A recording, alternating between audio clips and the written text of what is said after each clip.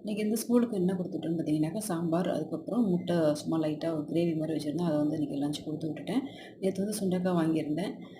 சுண்டக்காய் வந்து வாரத்தில எப்படியும் ஒரு தடவ வாங்கிர்றது. அத வந்து சாம்பார் வச்சிடலாம் அப்படின்னு சொல்லிட்டு. பசங்க வந்து யாருமே சுண்டக்காய் எடுத்துக்க மாட்டாங்க. ஆனா நான் சாப்பிடுவேன் சுண்டக்காய். எனக்கு ரொம்ப பிடிக்கும். சுண்டக்காய் வந்து நீங்க சமையல் பண்ணணும் அப்படின்னு நினச்சிங்கனாக்கா, அத வந்து பாதியா கட் பண்ணிட்டு அதுக்கப்புறம் சேர்த்துக்கோங்க. குழம்புலயோ, கூட்டுலயோ. அப்படி பண்ணும்போது அதோட கசப்பு வந்து அதில தெரியாது உங்களுக்கு.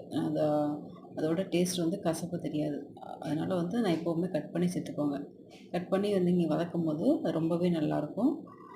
சாம்பார் வச்சு முடிச்சுட்டு அதுக்கப்புறம் வந்து சேனக்கிழங்கு வந்து வேக வச்சிருந்தேன். ஆனா வந்து டைம் இல்ல. என்ன பண்றது? பண்ண முடியல. அதனால முட்டை கிரேவி மட்டும் வச்சுட்டு ஸ்கூலுக்கு வந்து குடுத்து அனுப்பியாச்சு.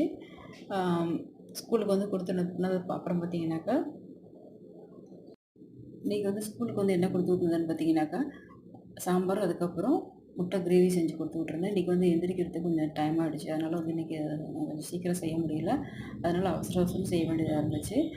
நேத்து வந்து சுண்டைக்காய் வந்து வாங்கி வச்சிருந்தேன். அத வந்து இன்னைக்கு வச்சு சாம்பார் வச்சிடலாம் அப்படின்னு சொல்லிட்டு, சுண்டைக்காய், கத்திரிக்காய், அவரைக்காய், மாங்காய் இருந்துச்சு. சரி அத வச்சு இன்னைக்கு சாம்பார் வச்சாச்சு. சாம்பார் வச்சுட்டு சேனக்கிழங்கு வந்து